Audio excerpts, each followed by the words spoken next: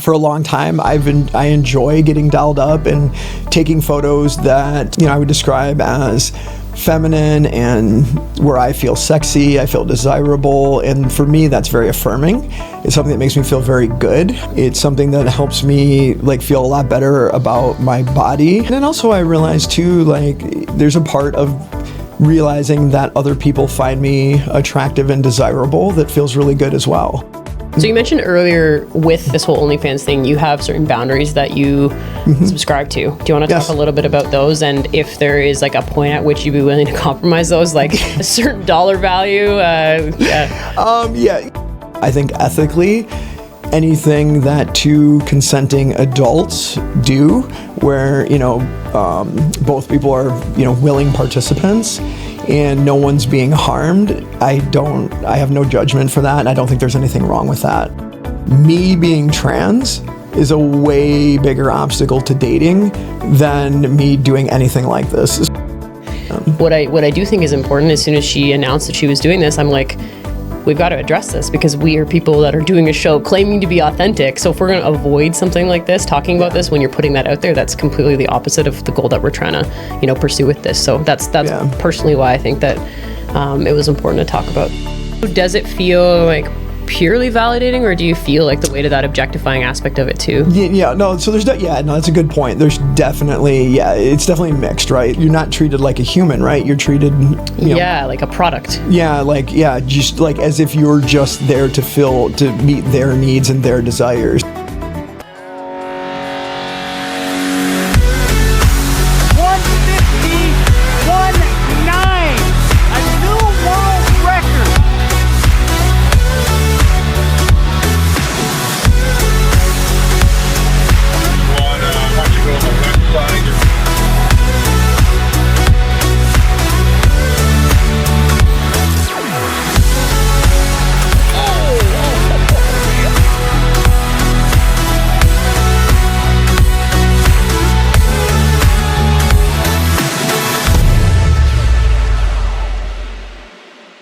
What is going on, everybody? Welcome back to the Authenticity Podcast, where we are chasing authentic conversations on meaningful topics.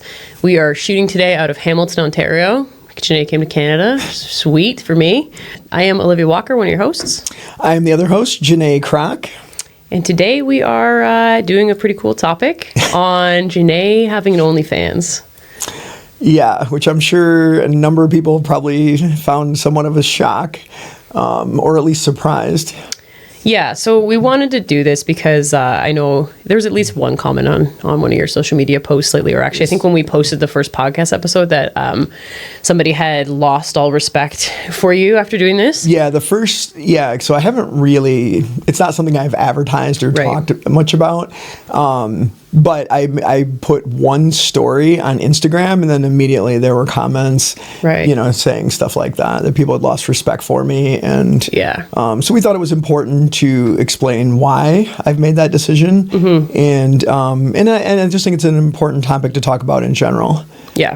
We just wanted to address it directly too, instead of just people, having questions that are unanswered. And that's kind of the point of this whole authenticity thing. So that's, So that being said, when did you first know you wanted to become a Ever since I was a little girl. I'm just kidding. But in all seriousness, so what was the reason behind doing this? Why did you start this? Yeah, I mean, there's a couple reasons. And to be honest, it was something I considered for quite a while before I finally made the decision to do it. Actually, I've been going back and forth on this for probably a year. It's not something I took lightly, but primarily the primary reason, number one, is a business decision. It's another way for me to generate income, which I definitely can use right now. Right. And, so that was a big part of it. And then I think the other thing though is I realized that in a lot of ways, I kind of already do a lot of the things that this requires. And, for example, I find there is a part of me that finds this very affirming, and it feels good. For a long time, I enjoy getting dolled up and taking photos that I would describe as feminine and where I feel sexy, I feel desirable, and for me that's very affirming. It's something that makes me feel very good. It's something that helps me like feel a lot better about my body. And so that's something I just did for myself. Like I don't share, I've been, but I enjoy taking photos like that. And, so that's something I've just been doing on my own privately for a long time. And then also I realized too, like there's a part of realizing that other people find me attractive and desirable that feels really good as well. Right. I think that feels good for everybody, right? Yeah. There's probably, I think you're right. I think that does feel, I think that feels good for everyone. Absolutely. And for me, especially, it was someone who, I've had people drawn to me in the past, but not for any of the reasons that I wanted them to be. Yeah. They were actually drawn to all the attributes about me that I didn't feel good about, or just parts that weren't, the parts of me that, that I want to be desired for. Yeah. I guess what I'm trying to say is that the women that were drawn to me in the past were drawn to the most masculine attributes I had, and not the feminine ones. And when it comes, and while I do have a lot of, masculine traits, and that is a part of my personality, as far as intimacy and relationships, there's no part of me in that way that wants to be desired in a masculine way. Like that part of me has always wanted to be desired in a feminine way. And that's always what's felt natural, comfortable, and affirming. And so there's definitely, that's a big part of it.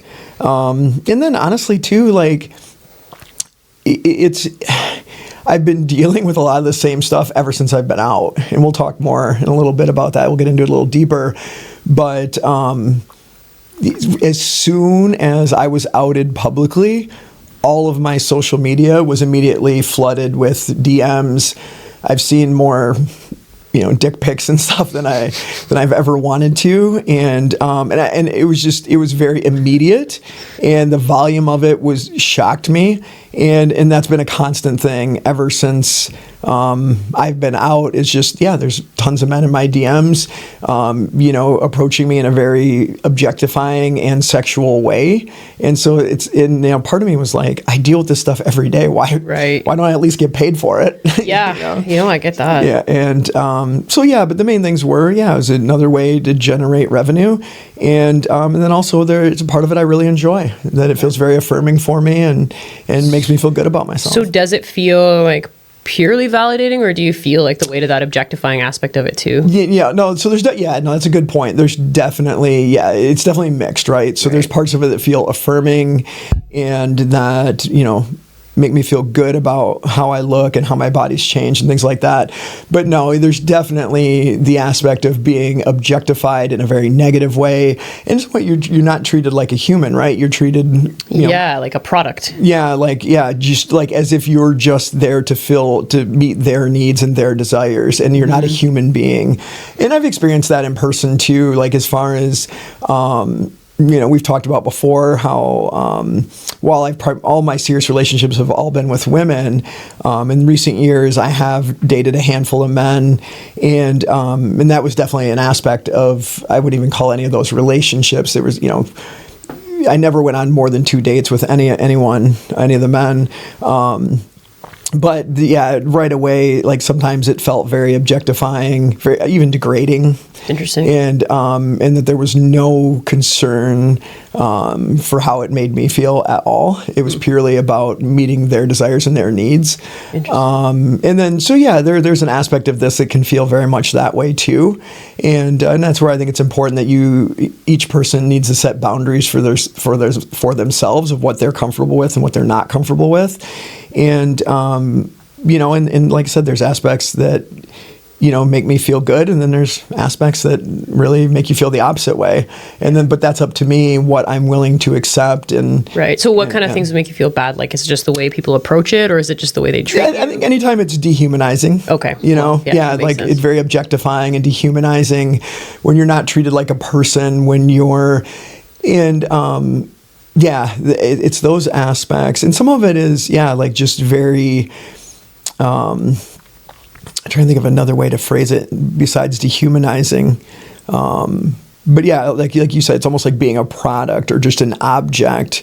And I mean, obviously that's part of doing something like this. I mean, if people are going to pay you, they, they're paying to have their needs. In a way, but yeah. So there's, and that's, I get that this is a mutual agreement, right? And they're paying for something that they want, and I'm providing that in exchange for the payment that I want. Yeah. And then what is exchanged is something that we come to an agreement between us. And, and hopefully it's an agreement that both parties are comfortable with. And, but yeah, that's where it's important to kind of know what you're comfortable with, what you're not, and, be able to regulate all of that. So you mentioned people were in your DMs like a lot before you started doing this. So have you been approached for other types of sex work before you got OnlyFans? And do you have examples of that? Oh, absolutely. Like I said, as soon as I was out as trans, I was immediately approached quite often. And what kind of things do people ask? So I've been approached by multiple people with offers to do porn. That happened right away. And there are people that, made me some offers, years ago when I first got outed, and even though I've, steadily told them I wasn't interested, they circle back. I'll hear from them every year, 6 months. They'll check in and be like, hey, anything changed? Do you want to, are you open to something else? And I guess I should explain too, for me, I know a lot of people see anything within the sex work industry as immoral. I don't think that's true, and I don't find it that way. I think ethically, anything that two consenting adults do where, both people are, willing participants and no one's being harmed, I have no judgment for that, and I don't think there's anything wrong with that. I am of the opinion that sex work should not be illegal. I think a lot of the stuff that's very problematic with different forms of sex work come about because it's illegal. Obviously, there's a lot of women that are forced into it, are recruited young, manipulated, and pressured, and then and straight up trafficked, and that is a absolutely huge problem. But that's tied to the fact that it's illegal, and I think if it was legalized, that kind of stuff would be much easier to control. But so that's a big part of it. But yeah, so like ethically speaking, I don't think there's anything wrong with any of this. Like I said, as long as it's both people are consenting and no one's being harmed, then and there's and I'm not somebody like. I think there's this assumption because I'm trans, because these things that I'm really like. Freaky about sex, and I have all these kinks and stuff, and I really don't. I'm actually, me, I'm pretty wholesome, really. I mean, that's you are, yeah, you really are. And that's just me. That's just, and I'm especially that way towards relationships. I've had past partners that would tease me that I could never just have sex, that I had to make love. So that, and then, so I think people will probably find it very surprising that someone that views relationship and intimacy that way would be willing to do an OnlyFans. Right. Or, but do you feel it's like separate? Well, probably. Well, it's definitely 100% separate from any type of relationship. I view this, like I said, as like more of a business, and then they're paying for a service, and I'm providing that service, and I see that service as like work, and it's just am I willing to do it? It's like I see it really as like any other job. Is the payment worth the work? And so how comfortable do I feel with that? And at what? And I have boundaries. Like there are things that I'm not comfortable with, and I would not do. And then there's other things that, and to be honest, most of it, like most things that I would have requested of me would be stuff I would not desire myself. But I don't have a problem with ethically. Yeah. And you're not a judgmental person either of other people's desires, right? So because I don't think those aren't things that are really under our control. And I don't Can think. you? Sorry, not to interrupt you. Do you think, like, I know for me, like, because I like women, like, I think it gives me a deeper understanding and compassion for other people's desires, because we both really understand you can't control it. Yeah, right? well, So I wonder if that plays into your openness as well. I'm sure me being trans and having this have been something that I knew from a very young age, and people don't realize too, like, I fought this my entire life. I mean, for several decades. Yeah. Like, I had these feelings. Like, I was very aware of these feelings, honestly, as long as I can remember. But I'm consciously aware and have memories of feeling this way at 4 and 5 years old. And, in the time and environment I was raised in, I was taught to believe this was probably one of the, if not the worst way a person could ever be. So this was something that I did not embrace, that I rejected as hard as I could, and basically just got to a point where it was either it was time to end my life or to start dealing with it. And that was like in my early 30s. And I would say that has given me a lot of empathy for certain things, because I realized, like, certain desires, and that's not to say that, like, I don't want to give the impression that all desires are justified and you should always act on those. No, I think acting on a desire is very different from having a desire. And like I said, one of the big points for me is, is it harmful? Are you harming anyone? Yeah. And of course, anything that crosses that line is, that's a completely different scenario. And but I guess, like, to your point, I realize there are things we can't control whether we want or not. And I think a lot of people that, are in the LGBT community, feel the same way. No one wanted to be gay. No one wants to be trans. Right. It's just who you are, and you don't have any control over that. So I think it has made me more, certainly made me more empathetic towards other people and that are different in whatever way. Yeah. So back to what I was asking before, do you have examples or stories of when people have asked you for sex work before? I know you were saying my before gosh, you had some, yeah. And I've got some crazy stories. I'll share a couple. Yeah. Or stories that I consider crazy. Maybe some people wouldn't. Yeah. And again, we're saying these with no judgment for those things, but some of them are like just different, so different from what we have heard about or whatever. Yeah. You got to remember, I'm someone who was very naive. I grew up in a family where I was not only the oldest in my family, I was oldest of all the grandchildren. And I didn't have older friends, so there was no one to teach me, and my parents did not have talks with us about sex or relationships. I don't even know when I figured out exactly what sex, like how sex worked and what everything meant, but I was definitely late to the game. Yeah. Very late. And I was, to be completely honest, I was a virgin until I was 23, for a couple of reasons. One, me being trans and being uncomfortable playing a masculine role. But another, just like, also, I just, I'm someone who's very naturally monogamous, and I don't, in order for me to enjoy intimacy, I need to have a connection, an emotional connection to a person. And also, like, once I got past a certain age, I viewed it as something that I wanted to be very special, and I wanted to share it with one person. And there's part of me, I built it up into too big of a deal, I think. And but yeah, I was waiting for what I was hoping was going to be my dream partner, and just be with this one person for my entire life. Right.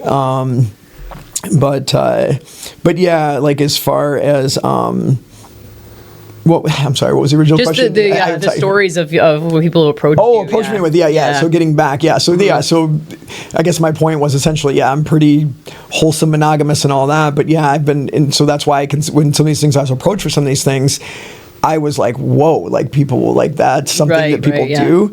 But so one of the early on, and this was through a dating app, and I was approached by a person who was also trans, but it wasn't for them, it was for their master and mistress. So they were into the whole BDSM scene. And again, no judgment, and like I said, as long as it's consensual and no one's being harmed, hey, whatever makes you happy. But I was very unaware and naive about a lot of these things. So anyway, so this person approaches me and, explains that they have a master and a mistress, which was a couple that, and this person, the way they described it was their pet.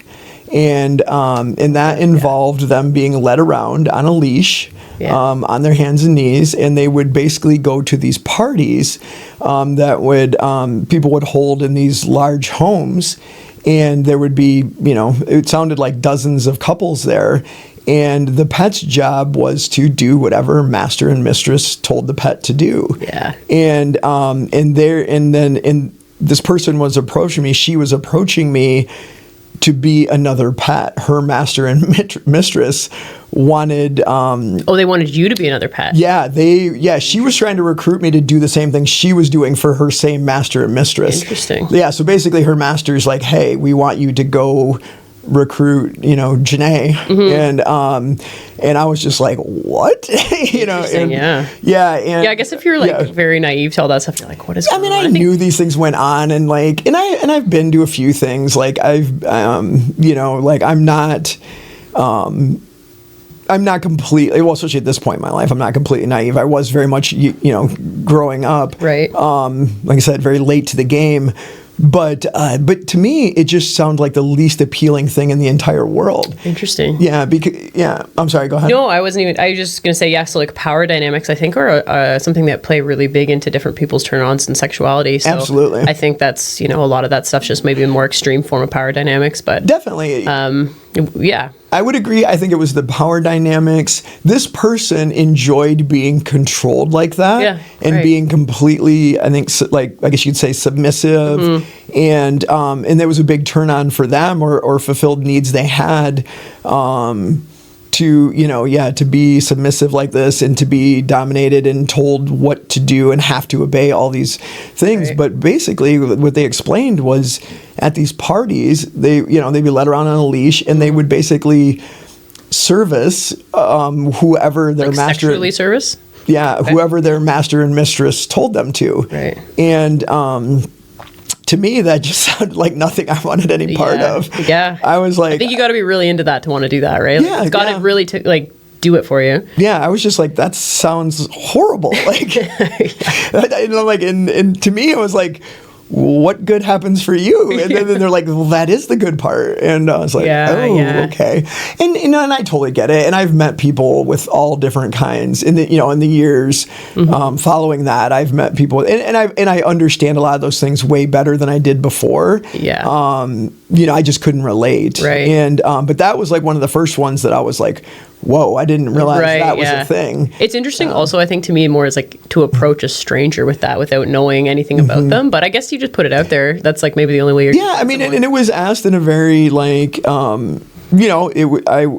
was approached in a very respectful way. They were a little persistent. Like, even though I said, I'm like, no thanks. I think in the kink community like that, it's typically like very boundaried and very respectful. From like what I know of it, is just like people, because like you're asking, they're very free to ask for what they want. But I think it's like, and also like very, because everyone's got specific things they desire, it's very much like about boundaries and like,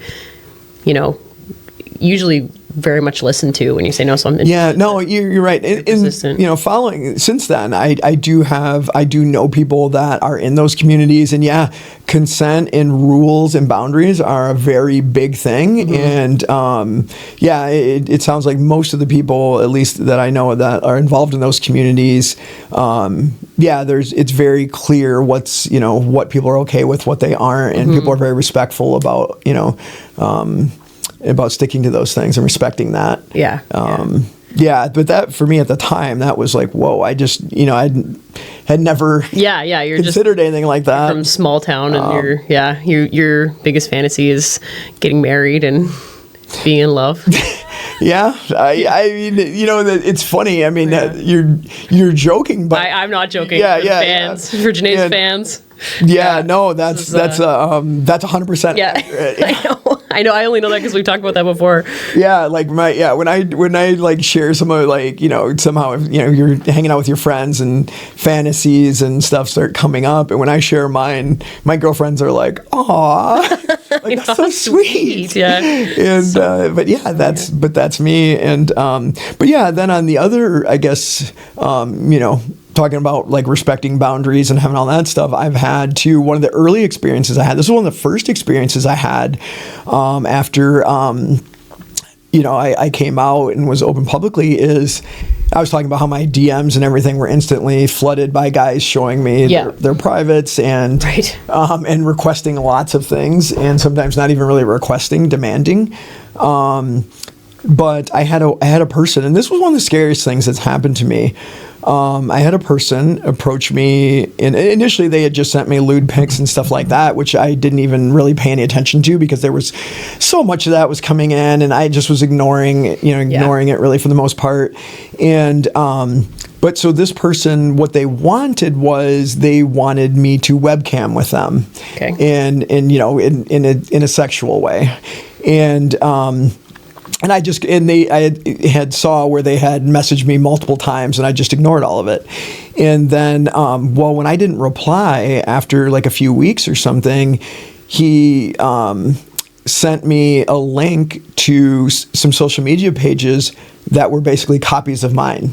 He had taken, the guy was obviously pretty proficient with like technology, and so he basically made a bunch of social media accounts, Facebook, Instagram, and what back then it was Twitter, and that looked just like my pages, used the same photos that I had used, and like mimicked my pages. And the way he was able to do it was he would just like add a dot or change one letter, and then so like if you weren't paying attention, it looked just like my page. And then what he was doing, he was trying to blackmail me with this.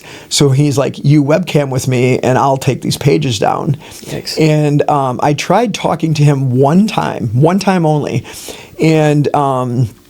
And I was like, look, I would really like you to take these down. And he's like, yeah, as soon as you webcam with me. And I just said, let me be clear right from the start. That's not going to happen. That's not ever going to happen. And no matter what you do. Right. So, and then I'll report the pages and have them taken down if I have to or whatever. And, but he just stuck to his guns. So I did. And then I after conversing with him, like sending messages back and forth for like 20 minutes or so, like I realized this person wasn't someone that could be reasoned with. Right. So I'm like, okay, there's no point in even discussing this with him. And so then, I reported it to Instagram, Facebook, and they took the fake accounts down. And then actually Twitter did not. Twitter was actually terrible about it, refused to, and wanted me to like upload proofs of all my IDs and stuff to I'm not doing that. So anyway, you think, okay, problem solved. No. Within like minutes, he had more new pages up. That's crazy. He's just sitting around waiting. Like, what else is he doing with his day? It seemed like this person didn't have a career, or they definitely had lots of free time on their hands. So anyway, so he puts up new pages, and same thing. It's like they all look exactly the same, but in the whatever name it was under was like mine, but there'd be one character difference, a dot added here or whatever. Stressful. I would hate that so much if someone's. The thing was, so that's like initially it was just the pages doing that. Well, then he started using the pages. And so this whole thing just kept progressing. So then I'm getting the pages taken down, and I literally never replied to him again, ever. I never replied to a message, a comment, anything. Like I had no interaction with him other than the one time initially. So anyway, so he throws more pages back up. I have those taken down. Well, then he starts resorting to messaging people in my friends list from these pages, pretending to be me, and then like propositioning my male friends for sex.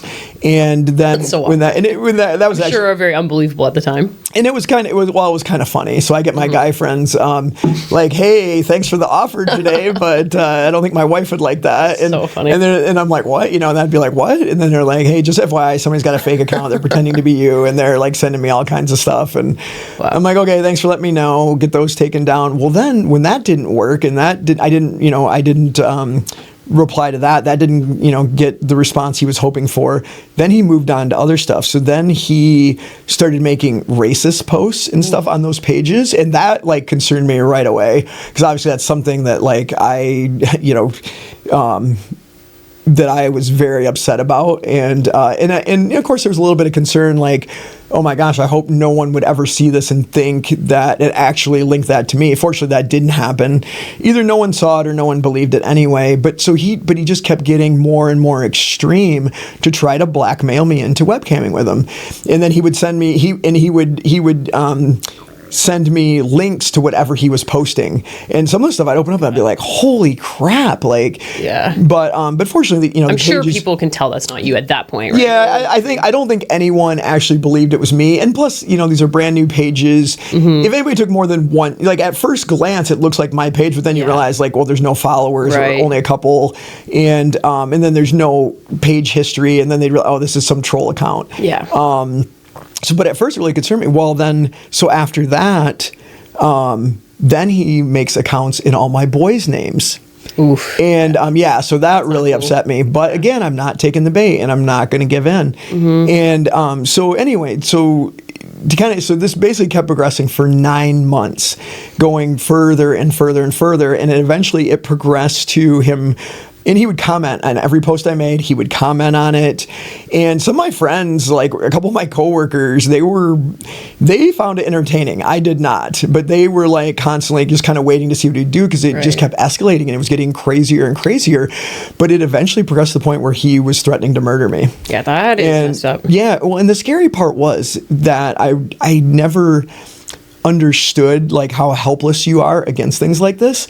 I could get the pages taken down, but then he'd pop right back up with a new one. So that was pretty much useless. And I had probably over 24 Instagram and Facebook accounts each taken down. And then he, then on his own account, or like, I mean, it could be probably, one of his troll accounts or one of his fake accounts didn't have his real name on it. He started doing stuff like he was making, he made like a voodoo doll of me. Voodoo doll? Yeah, he had like pentagrams and satanic stuff, and like pictures of me, and like it was getting like really, really crazy. I wonder if he's doing that to other people too. I think honestly, I think this is this guy's MO. It was like he had a whole process. Like it went right from one thing to another. There was no hesitation. That's scary. He never but what's crazy, and it was almost impressive, he didn't miss a single day. Like it was every single day. This went on for 9 months straight. Wow. And like I said, towards the end, it escalated to the point where he was threatening murder. And at the time, I was doing a fair amount of public speaking still. And I was starting to get concerned. I'd be speaking and I'm scanning the audience, looking to see, is anyone acting weird? Are they doing anything sketchy? Because the thing is, scary. Number one, I had no idea who this guy actually was, or what he looked like, or where he was from. All I knew was the name he had on his account. I could tell that English was not his primary language, based on his grammar and sentence structure and things like that. But I knew nothing about him. So literally the guy could have walked up to me in public at any time. Yeah, and you're meeting tons of people. You don't know. I had no idea who he is. And like I said, in being somewhat of a public figure, it wouldn't be hard for him to figure out where I was going to be and show up there if he wanted. So towards the end, it got really sketchy. But yeah, there's nothing the police can do. There's nothing like... Yeah, because you don't even know who he is. You don't even know who he is. And so it got like really, really like basically scary at the end. And then finally at 9 months, he missed a day. And then he was gone for a couple of days, then he was back. And then he was back for a couple of weeks, then he was gone again, and then it slowly faded out. And then, after 9 months, he started missing days. And that was after 9 months without a single interaction with me, a single comment. Like I didn't reply to any of his comments. I didn't delete them. I gave them no reaction, because I knew any reaction he got from it all would just further encourage it. But to keep doing this every day for a 9 month period with zero response. And he would comment on every single post I made, and like I said, everything kept escalating to the point where it was threatening murder and you could tell like he was getting very angry, and so yeah, it was very concerning. And like I said, the scariest thing was, I was completely powerless to do anything to stop him. There was like literally I didn't know of, and if maybe people out there, maybe there is some way to track somebody down like this and actually bring some consequences, but there was no way I knew to do that. Yeah, it's kind of a scary side effect of putting yourself on the internet, eh? Like, it leaves you open to people that can be obsessive over you, and those kind of things. So I've had a few wild experiences. Yeah, no kidding. Okay, so kind of back to talking more about the actual parts of the OnlyFans again. You kind of mentioned this, like how ethically, obviously, you have no problem with OnlyFans, but I just want to know, do you have any shame? And like, how would you? I feel like some people might want to know, like, how would you feel if your mom saw your OnFans page or your boys? Like, you mentioned your boys know about it. So there's things. It's not. The thing is, here, first of all, I would never do. I'm the type of person, I would never do anything that that would cause me to feel ashamed of myself or something I wasn't comfortable doing. So if I'm not. If it's not something that I'm comfortable being open about, I'm not going to do it. If I was, if this was something like, gosh, I'm doing this for a certain reason, but I don't want anyone to ever know, I wouldn't do it. Yeah. I don't feel that way about this at all. And maybe that's because I spent so much of my life being terrified of people finding out that I was trans, and already having lived in that world for several decades of, being afraid of people knowing, who I am or whatever. I've made peace with all of that. So so I would never do anything that I would be ashamed of or that I couldn't own. And like I said, for me, I don't ethically, I have no problem with any of this stuff. So I don't know. There's nothing shameful about it for me.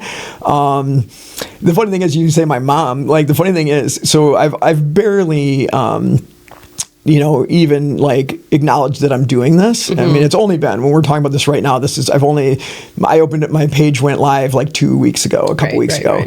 And this podcast won't probably air for another couple months, but. Yeah. So by the time people are actually watching this episode, it'll be several months probably have gone by. But the funny thing was, so when I posted the first story,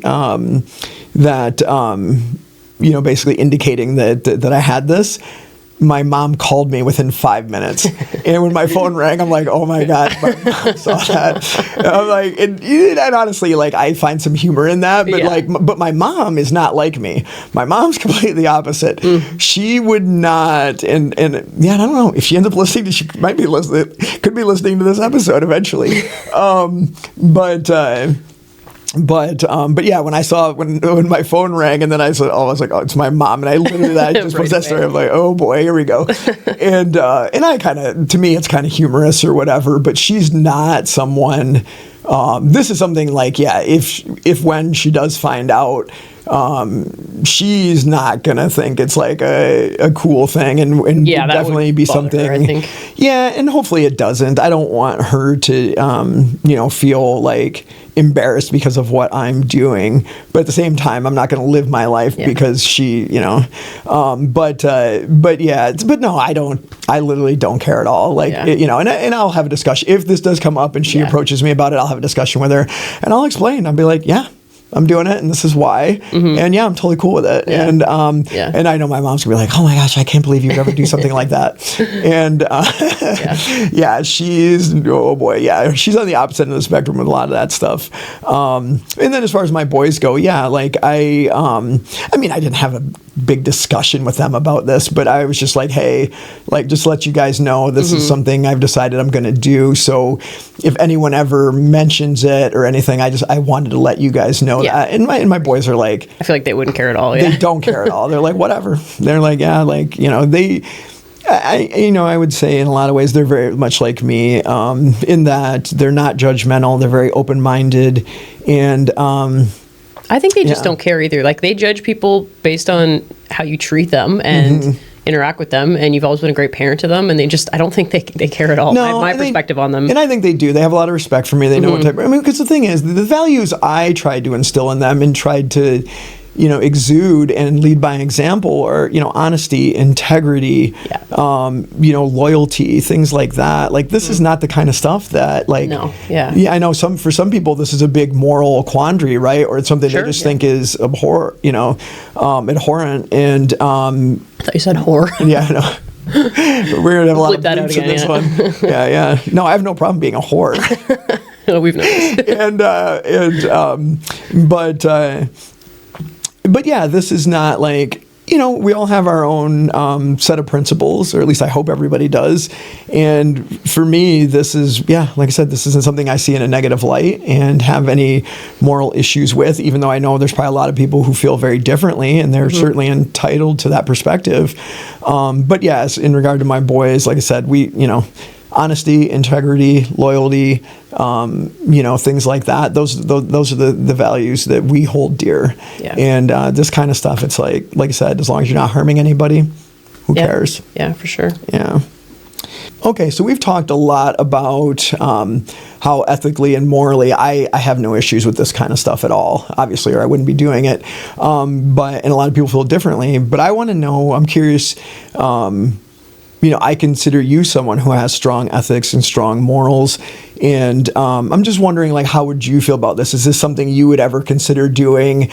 And if so, or if not, why? And is it something that, would you feel shame around it? Or how do you feel about all this thing? And is it something you would ever consider? Or is it something that, no, that's just a hard no for you?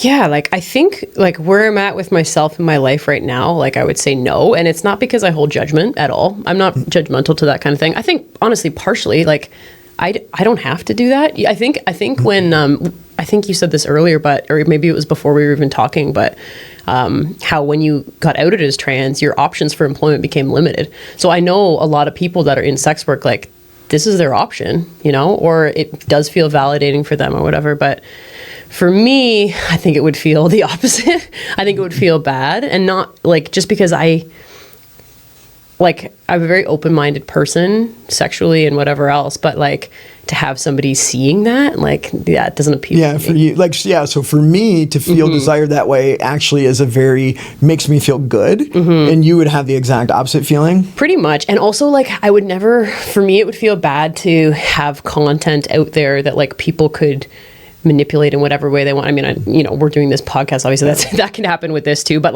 in that kind of a way, a sexual way, to have that part of my life be outside of my control, and my decision for who gets to see that or whatever would feel bad for me. I think that would, that wouldn't make me feel good. Does it feel almost like you've been violated, or? I would feel embarrassed, and I don't know if it's not because I don't know that I would feel shame around the act. Maybe I would. Honestly, maybe I would a little bit. I think also I have a very conservative job in a lot of ways. Right. That's your career would definitely be a concern. Honestly, doing this podcast is borderline. I don't know how they would feel about that. But so it's not for the life that I have now, it wouldn't. But it's just not something that interests me either. And again, it's kind of a privilege. I don't have to have that as, and again, not that it's a negative thing, but for me, it would be. So the fact that I don't have to do that is kind of a good thing for me. So, I think you raise a very important point, and I think that's one of the real downsides of this entire industry, and something important to talk about, that, obviously there's a lot of women that work, work in, let's just say the sex industry as a whole, because their options are very limited. Right. And that is actually a very big thing in the trans community. When people come out as trans, it's way more common than people think. A lot of people, I'm often surprised by the disbelief of some people that when some people come out as trans, that they're fired from their jobs, they're alienated by their families, they lose all their friends. That's a very common scenario. And so there's a number of girls who end up turning to sex work because they have no other way of generating income and support themselves. Or they come out and, like you said, they're getting reached out to by a ton of different people online, and they're like, oh, this is an opportunity that I don't have anywhere else. I'm going to take this because I need to. Yeah, because they have no opportunity. So and I've met a number of trans girls who do that because they really had no other options. They were literally lost their jobs, lost their homes. We're literally some of them. I know a couple girls that were like, basically went from having like a very middle class life to all of a sudden being homeless, right, and having no other options, and then were being propositioned for stuff like that, and then turned to this when they had no other options. And like I said, for me, this was definitely like a financial decision, but I don't want to make it seem too like I did this because I had no other option. Yeah. I mean, like I said, can I use the money? Absolutely. Mm-hmm. But was I left with no other options whatsoever? No. I did this because there's parts of it that I enjoy. Well, exactly, right? Yeah. Like that feels good for you in some ways, Yeah. and that's great, right? And that's And then, and like I said, and to be honest, there's parts that don't. But I think too, and then obviously we haven't even talked about sex trafficking, and and honestly, I don't know if there's anything worse that can be done to a human being, and it blows my mind that people can actually do that to other human beings, and it's especially young girls, and that is like I don't even have the words to explain like how terrible that is, and I'm certainly not suggesting in any way, shape, or form that anything like that is acceptable in any way whatsoever. And that's obviously like a horrible, horrible thing. But obviously what I'm doing is very, very different from that. Like I said, like the big things for me are all parties involved. Is it all consensual for everyone, including the woman or whoever's participating? But yeah, there are extremely dark sides. Yeah, it's not all good. No, sure. and when I refer to the sex industry, I'm more referring to things like OnlyFans and stuff where people are doing this willingly and pursuing this as like, and there are people who find it, and I guess I was kind of surprised when I first discovered people. I had purchased a book by a girl who was a professional sex worker, and wrote a book, and it was all about her clients. And it was really fascinating, and it was very, very different than I assumed how that world would be. But yeah, like when I'm speaking to this, it's to the people that are doing this voluntarily of their own free will, and because they want to, not because they've been forced, coerced, or and like I said, and even the girls who do it voluntarily, but they're doing it because they don't have any other options. Mm-hmm. That's obviously a very, very different thing. For sure. And I think it's something very important to acknowledge. And that's where I feel the legality of it really comes into play. And if this was something people could do legally, I think a lot of the worst parts of this and the biggest problems could be easier dealt with. I'm not saying they would disappear altogether. No, of course. But I think the fact that, and that's another thing too, the fact that it is illegal in, certain aspects of it, and then there's girls that are turning this because they have no other options, and now also they're put in a position where they could be arrested and charged for doing these things. Mm-hmm. So yeah, I mean, this is obviously a very complicated topic, and another reason why I thought it was important to talk about this. And a lot of these things are obviously very, very different than what I'm doing. But it is. I think it's important to acknowledge, important to talk about, and there's no way to bring about change unless we discuss these things. Right. And change, by change, what do you mean? Like openness with it, or what's that? Like openness with. Well, yeah. I mean, in some ways like that, but then also in like trying to eliminate. The dark aspects of this, and where people are harmed and forced into it. And like I said, that I can't even imagine how horrible it would be to have this done to you. And especially and I never would have imagined the problem is as big as it is, right, and how many people are involved in this, and that actually any human being could do that to another human being. I can't comprehend that. I mean, I truly do think a lot of it originates from those people that are inflicting the pain, being exposed to similar pain when they're growing up or whatever as well. Not all the time, but some pain in some way is carrying itself out. And I think not to at all justify it, because again, we spoke about how you have a choice on what you act on. But yeah, I think that's maybe how it comes about. And I think that sex work and stuff like that is probably, I don't know if you'd agree with, if there's probably maybe more of like the bad stuff in sex work than in other kind of areas. Absolutely. But yeah, like I was going to say, maybe it's like any other subsection of society where there's going to be people that are really, really extremely bad, and there's going to be people that are totally, very moral and ethical about what they're doing. But maybe there's a bit more. Yeah, I mean, there's a huge broad range, and what we're speaking to mostly is to, like similar to things what I'm doing, in which obviously that industry has grown hugely. Because how long has OnlyFans been around? Maybe I have no decade idea. now, something like that. I have no clue. But yeah, and then there's a lot of people are using that as a source of income now. But yeah, that's completely different than like sex trafficking and all that stuff. Yeah, and for sure. and those things. And I think a lot of that too, it's just like I said, I can't comprehend how anyone can do anything like that to another human being. But I think there are evil people out there that, well, number one, will do anything for money, and other people that love to abuse power. And that's a big aspect of this. And like a lot of the most powerful people in the world, as we're seeing, are involved in things like this. And I don't want to, get, because that's not what we're talking about, but it obviously is a very there's a dark side we need to acknowledge. For sure, 100%. And I think dark side is even strong enough way to describe it, but I don't want people to think that that in any way, shape, or form that we're condoning anything that's like fair. That at all.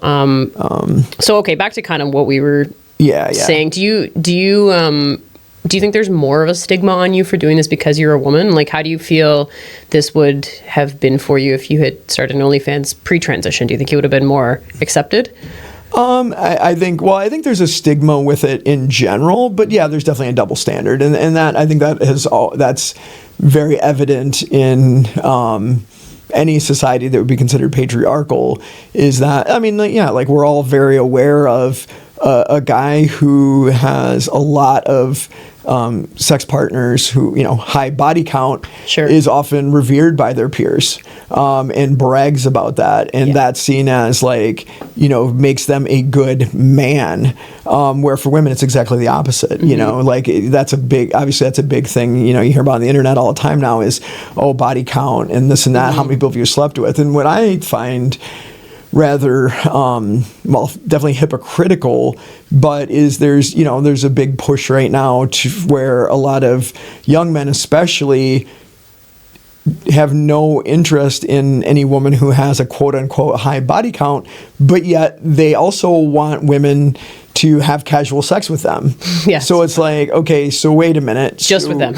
Yeah. So like it's okay. So you want girls to be available for sex when you want it, but then you also want a girl who hasn't had hardly any sex. And that it's the hypocrisy behind that and the mental gymnastics people do is ridiculous.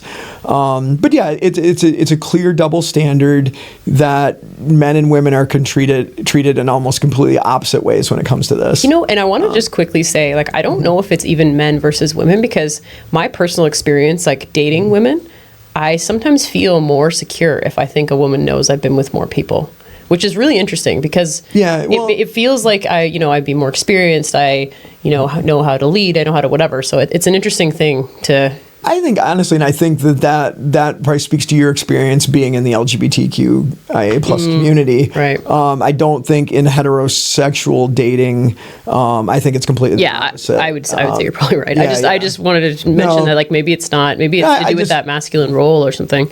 I just think it's a huge double standard. It's absurd and ridiculous, and it's not something I would ever care about. Like, I know I've had discussions with friends and stuff, and then the body count thing comes up. Right. And people are always surprised when, like, I couldn't care less. I would actually probably be more concerned if someone had a very, very low number of partners, just because I would be concerned that that maybe there's some issues for them and it's a little more complicated, or there's a reason why that number's low. Like for me, it's really like in a partner, like I said, I'm very monogamous. Obviously loyalty, trust, and things like that are very important to me, but I don't care like how many people you've been with in the past, as long as when you're with me, and if we have a mutually agreed upon committed relationship, then at that point that you're only with me. But yeah, that really has no bearing on like how I view a person as a potential partner. I think honestly, like if you're at the extremes of either end, would probably raise some concern for me, because it wouldn't be the fact that you are, it's the fact, why are you? Right. So are there unmet needs there? Are there personal issues that would in other ways complicate relationships? Or maybe even just in a simple way, just not really understanding as much about what you like. Yeah, well, that's one of the things. So I was one of these people who, waited a long time to have sex, wanted it to be this special thing that I was going to share with one partner for the rest of my life. Yeah. And that did not work out well for me. And granted, and to be fair, I'm sure that's part of me being trans. But at the same time, I get into a serious, committed, long-term relationship. I've only had sex with this person. And for me, I didn't know what, it wasn't that I was, at that point, it wasn't that I was uneducated about that kind of stuff. It was that I didn't know how these things felt. I didn't know, I had a lot to learn from my own my own experiences. And for me, I would liken it, and like I said, this is my personal perspective, I'd be like buying the first car you ever drove. I didn't know anything different, so then, and it ended up, further down the road, that person turned out to not be a good partner for me intimately.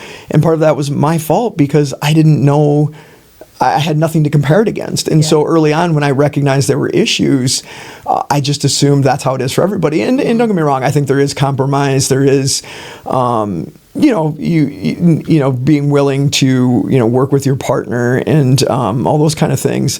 But yeah, like I said, I went into it somewhat naive, inexperienced, and really more than anything, it was just not knowing what I needed. Yeah, fair enough. That takes time to learn. So for me, and I'm not saying I have some friends that have been together since high school and have only ever been with each other, and it's great for them, and they've been together for decades, and it's worked very, very well. But for me, that was not a good decision, in that scenario. Yeah, that makes sense. So you mentioned earlier with this whole OnlyFans thing, you have certain boundaries that you subscribe to. Do you want to talk a little bit about those, and if there is like a point at which you'd be willing to compromise those, like a certain dollar value? So I have boundaries, and my boundaries are, I don't want to get into describing specifics, but basically there's things that make me uncomfortable. There's certain things I'm not comfortable doing that don't make me feel good, and that's where I draw the line. Yeah. And now, like you said, part of the reason for me doing this is financial. Yeah. So if there's enough financial incentive, would some of those boundaries move? Honestly, yeah. It'd have to be a pretty big incentive. How much to go be the pet at that party? Oh my gosh, that's a good question. Whew, that'd be a lot. Just because, and not that there's anything wrong with that. It's just that. No, I don't mean it. But that's something that would make me very uncomfortable. Yeah. So that would have to be a pretty substantial offer. Now, if we're talking, theoretical here, and I feel like this is one of these late night things when everybody's been drinking and these things come up. What would you do for? We're stone cold sober. Yeah. And we don't need the drinks to get there. Yeah. But yeah, let's say, okay, so for me, we'd have to be talking about the kind of money that I could retire on. And even then, there are things I'm not going to do. Yeah. I mean, there are still boundaries, and it's easy to sit here and say that, and if you were actually, like that movie a long time ago, Indecent Proposal, where a super rich guy offered a couple $1 million to sleep with his wife for one night, and it did not turn out good in the movie. Okay. But it's that's a question that always gets thrown around. What would you do for this amount of money? And usually it's presented something that is assumed to be something that you would not want to do under other circumstances. For me, like I said, there's certain things that I don't see anything wrong with it ethically or morally. It's not something I would enjoy doing. So in those cases, the right amount of money, I would do it, but it'd have to be very substantial. Yeah. But then there's other things too. Like I said, anything.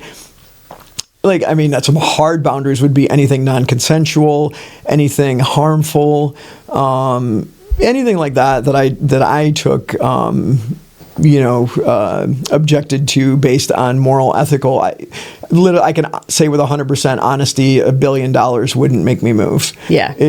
Well, you're very firm in your values. You've always been that way. So if something goes against that, I could see. Yeah, no, that's just a hard no. So yeah, are some of my boundaries a little flexible depending on if you've got to, willing to make it, financially viable? Sure. But then there are hard boundaries too that no amount of money would ever change. Yeah. For me, it just really comes down to morally and ethically, what do I feel is okay and what do I feel is not. And so there's some things I would do that I probably wouldn't enjoy at all, but I don't have an ethical problem with. Yeah, pay me enough, but it'd be substantial. We're not talking couple grand or something. We're talking lots of money. All right, so listeners out there, if you got something freaky you want for Janae, just thanks. Hopefully there's no billionaires watching right now that are like, oh, or hopefully there is. Yeah, well, oh boy, Mom. God, I really don't think she would ever watch this. But she is I'm sorry for you. But no, I mean, yeah. So, okay. So I want to turn that question around on you. Are there, obviously this is something just as a whole, something that you would not be comfortable doing in this, but again, so is there an amount of money that would maybe move some of those boundaries? And is there a place where, let's say, kind of money that like some people call FU money, that you literally would not have to work the rest of your life and would be financially set, and let's just say would put you in a position material wise that you would never have a want or need. Where line? Where's that line for you? Okay, well, first of all, it would be so I really would not be ever good with anything posted online or that kind of stuff. I don't want the view of how people see me that I don't know to be affected in that way. That feels bad for me. So I don't think there's anything that would be enough to put say a sex tape of me on the internet. Nah, it's just that I would never feel comfortable with that. That being said, in-person activities, okay, $1 million or something. Not that that's retirement forever money, but so if it was something that was just private that no one else would ever know that's about. Different, and it depends, right? It really depends on what it is. I think there's certain things that wouldn't feel bad, compared, I wouldn't using my own body and being expected to finish or that kind of thing. If you're in a awkward, uncomfortable situation, that's probably just never gonna feel good, right? But if it's something you're doing for somebody else, where I think there's certain things like that, sure. But again, it's not something I'm that's something I'm looking for per se, but it's just if we're asking a hypothetical question of what's the line, what's the price point? I don't know. If it's one night of doing something that's doesn't feel bad for me for $1 million, all right. And if it's consensual and my partner's okay, or if she wants to do whatever, I don't know. I'll say I'm open-minded.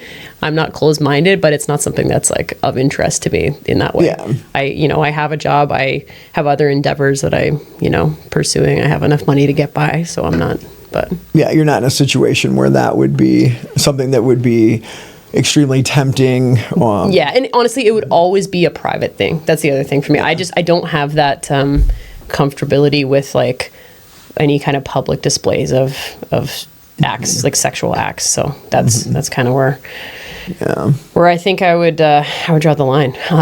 But yeah, so back to your stuff. The other thing I want to ask you about is are you worried about this affecting or getting in the way of any future relationships? Because I know that there are people out there who would be uncomfortable dating somebody that has an OnlyFans or does sex work or that kind of thing. And I don't know if Absolutely. I don't know, does OnlyFans 100% what you're doing, does that qualify as sex work? I guess it does, right? It's kind of blurry, but we should be clear too. When people talk about OnlyFans, that's the assumption, right? Yeah. But it's not. OnlyFans, there's a huge range of what people do and are comfortable doing. And then there's a lot of stuff on OnlyFans. I don't know if everybody realizes this, but there's a lot of stuff on OnlyFans that is not sexual whatsoever. There's people, I know there's some girls in jiu-jitsu that have OnlyFans that literally just do jiu-jitsu tutorials. There's nothing sexual whatsoever on any of it. So there are, and I think that goes for a lot of different things, activities or things like that. There is a lot of stuff on OnlyFans that's like that has nothing to do with it. But when you mention OnlyFans, the assumption is that it is some type of sexual in nature. But yeah, so are you worried about future relationships and that? That's a really good question, because that is a big concern, especially for women, right? Because as we mentioned earlier, body count is a big thing for a lot of partners, and I think especially for a heterosexual woman, there's going to be, that is something that for a lot of men is a hard no. And we could talk at length about why that is, and really if that has anything to do with the woman, or does that say more about the person who has those boundaries. And then people have those boundaries for a number of reasons. It can be anything from moral objections to jealousy. So there's a lot of different reasons why someone might not ever even consider dating a partner who has an OnlyFans or had an OnlyFans or has done any type of sex work. Yeah, so that's a real consideration for anyone who does this kind of stuff, about whether that's going to affect future relationships. And for a lot of women, and especially heterosexual women, that can be a significant obstacle to future relationships. And I think that's something that's very important to understand before anyone, moves forward with something like this, and we can talk about why that is. There's a number of reasons why a potential partner may take issue with it. It can be from their own set of morals and principles to just jealousy, but it is a very real thing, and it's probably quite common. I think there's not many men that would be comfortable dating someone, or especially a long-term relationship, with someone who's has had, or in OnlyFans, or just has done any work in the sex industry. Period. Right. So yeah, that's a very real consideration, and our conversation obviously has primarily been about women in this industry, but obviously there are lots of men in it as well. Yeah. But I think a lot of the issues and stuff are different when it comes to men doing this. Obviously, I have a gay friend who has been doing this for quite a while and does quite well at it. And I think in the I'm sure there are still gay men that would take issue with it as well, but I think less so than heterosexual men. But it can apply to anybody. Right. But for you personally, for me personally, here's the thing. Yeah. Me being trans is a way bigger obstacle to dating than me doing anything like this. So that, for me, literally was not even a consideration. Right. Now, could I run into somebody who maybe wants to date me, and that's a deal breaker for them? Absolutely. But in general, just the fact that I'm trans has already, there's so much stigma around that, is already severely limited me when it comes to dating. So that's being trans trumps all of that. That is a much bigger issue. A lot of people may not realize, but there are a whole lot of men out there, especially, and these men pretty much the vast majority of them identify as straight, that are very, very interested in trans girls. But at the same time, the majority of those men, they want to have sex with you. They desire you very much, but they don't want anyone to know about it. They want to meet up with you. And anytime I've been on any dating app, this is literally 90+% of all the messages I get are from these type of guys. They very much want to meet with you in private. They want to be intimate, but they want it all to be secret. And I'm not someone who's okay with that. That does not appeal to me. I'm not okay with it. That would not make me feel good. No. So I don't, I'm very clear about that. Something I'm not interested in doing. And especially in dating, that's I'm looking for a relationship. Yeah. And, but it actually surprised me how common it was and how frequently it happened. When I first, after being out as trans and tried to date and was using dating apps, I was very concerned that I would have no one interested, and I was shocked at the amount of interest. But like virtually all of it was stuff like this. Yeah, Right. people want to have sex with you, but they don't want anyone to know. Yeah, and that's where the stigma and all the propaganda and stuff that's going on right now is greatly drives that. But that's extremely common. So like in regard to your question, it's just like the fact that this could prevent like me from having a relationship in the future. Could it? Sure. But is that a concern of mine? No, because being trans is such a bigger obstacle to dating. Are there people open to dating trans people? Absolutely. But there's not a lot. It's very, very few.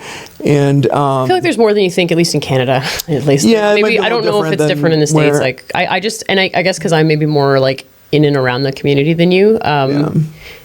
A lot of people I know are trans and are dating trans people, and that's one thing. It's not uncommon in the trans community for trans people to be dating other trans people, and obviously because they have stuff in common, they can relate to each other's experiences.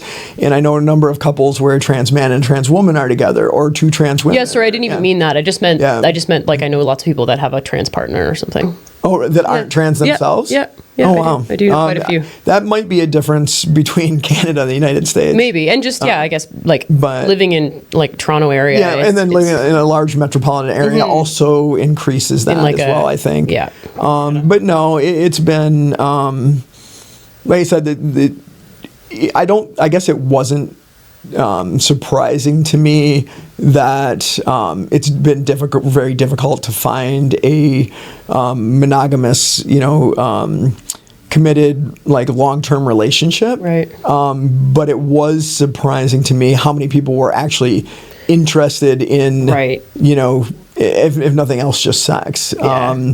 So I was shocked at the number, and that's primarily men when I say that.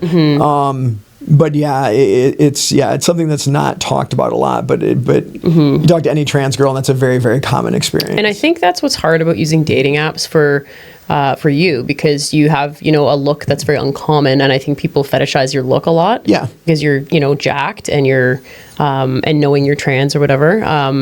So it's harder, and I'm still like pretty hopeful that this podcast is going to open up some dating opportunities for Janae, because I think just people being able to like sit with you and hear who you really are through these different episodes, hear how you own who you are, right? Hear a lot of your life stories. It like gives you, it's a much better way to get to know you than just seeing your pictures on a dating platform, right? And I think people realize like you're wholesome, you have values, like all these kind of things. Like it's very easy to judge someone when they look different or whatever, right? On a dating platform. So, and I'm sure there's some listeners right now that will find it quite unbelievable that you're describing me as wholesome or somebody who has an OnlyFans. Yeah, but that's not correlated, at least in my view. I think there's plenty of people that have wholesome, in quotes, jobs and whatever else that are completely not wholesome people. I think at least my definition of wholesome, which to me is more about being aligned with your values and, treating people well. So and like in regards to relationships, what I desire from a relationship and from a partner, I think that most people would consider it that way, consider, and it's just who I am. Yeah. I'm just also very open-minded and not judgmental, but then, and also like I said, I have very strong principles and morals, and they may not align with a lot of other people's principles and morals, and that's totally fine. But yeah, when it comes to honesty, integrity, loyalty as a friend and stuff, I those things are extremely important to me. And as far as like who you sleep with and what you do with your partners, I couldn't care less. The only thing I care about is anybody I'm going to be with is that they love and desire me for who I am, and that we're compatible in those ways. But yeah, like I said, like it's being out trans, and then also being someone that it's hard, because me being someone who also is very passionate about strength training and likes all those things related to it, I think I tend to attract the type of people, right, like you said, that it's very fetishized, right? Like the muscle mommy thing's a real thing. There's a lot of men and other people too that they're looking for a partner to dominate them and this and that, and the idea of a big muscular woman is a huge turn on for them.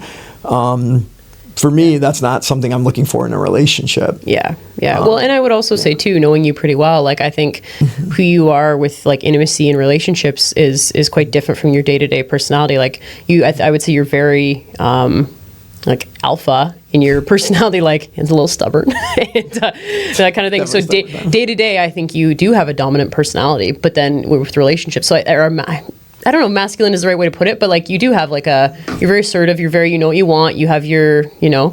Yeah, I think I think it's fair to say, and we've mentioned this in other episodes and stuff too, and I'm sure it'll come up again, that I'm just someone who happens to possess qualities that a lot of people would consider very masculine and very feminine. Yeah. But my identity and what I desire in a relationship and in an intimacy is at the opposite end of the spectrum from that stuff. That's me as a competitive athlete. For sure. That's me in definitely other arenas. Like I did very well in the Marine Corps and I fit in very well there. But yeah, me in the bedroom is not that person. Right. And I think my point with that is only to suggest that, you know, someone that I think is going to work really well with you is someone that is able to have variance in their personality as well. You know, because if they're just looking for, if they're very like, you know, dominant in the bedroom but also in real life, like you guys might clash in that way. Like, so I think there's like a kind of a nice mix of personalities that would go well with you. I'm just trying to pimp Janae out basically.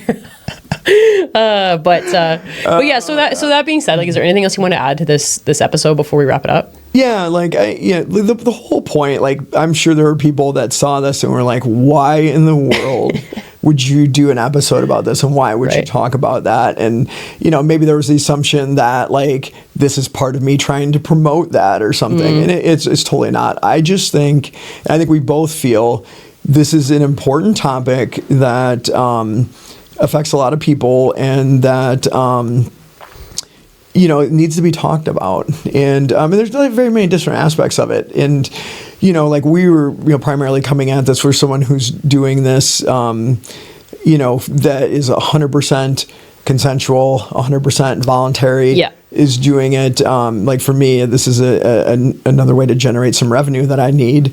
But then, yeah, there's an extremely dark side, which we want to make sure we acknowledge that. And we don't in any way, shape or form act like that we condone any of that or approve of any of it in any way. But I think it's important those discussions need to be had. And yeah, again, it's a topic that's complicated. It's very nuanced.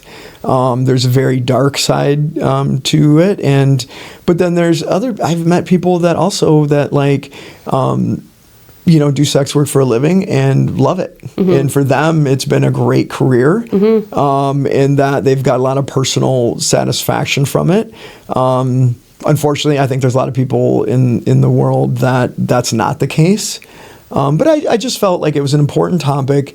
Again, one of these things that very few people are, you know, willing to talk about openly and honestly. And so I wanted to have that discussion. And I just think too, like, you know, when people finding out, or maybe this is how they found out that I'm doing this, I'm sure there's a lot of assumptions immediately. And, you know, and so I just kind of I wanted to be open and honest and explain, this is why I'm doing this, and what it means for me, and so I just felt that was an important thing to talk about, and that's why we're doing this, and to try to explore, like, you know, the positives, the negatives, and everything in between, and this just wasn't some attempt, which, you know, is not our goal and would never be, is to get clicks, get likes, get views. We're doing this entire podcast. Our whole reason is because we think it's important to have discussions, you know, like this on a lot of different topics, and a lot of times about things that people aren't comfortable talking about. And so I mean, it's at times we can laugh about this, and at times there's things that go on related to this that would, you know, bring you to tears and crush you. And but at the end of the day, I think it's something, another topic that I think is probably not discussed enough, and especially in an open and honest way. Yeah. And that's our purpose, and my purpose and your purpose for having an episode about it. For sure. And I'm sure there are people who understand, there's people who won't understand, and there's people that are going to, their opinion of me may have drastically changed, and that's totally okay. Yeah. They're entitled to that perspective, and I don't begrudge them for that. No, yeah. And I think from my perspective, I'm like, when Janae said she was going to do this, honestly, I was a little bit at first, I was like, oh, are you sure you want it? Not the episode, just OnlyFans in general. I was like, ooh, how's that going to make you feel? How's that going to make, people think, how are people going to think about you? Like, that came to mind for me. I remember you said too, like, you basically, like, are you concerned about the consequences of it? I just, and that's my own, fears and shame being put onto you in that way. But what I do think is important, as soon as she announced that she was doing this, I'm like,